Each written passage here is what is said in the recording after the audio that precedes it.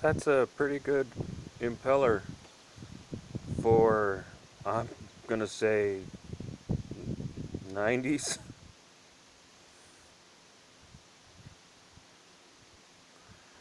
They don't build them like they used to.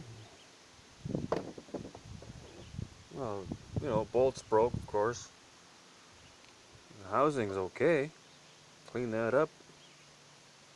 Good parts.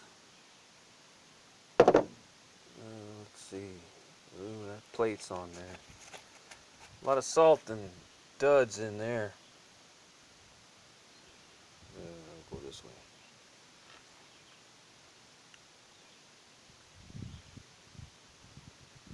Yeah, she's been used.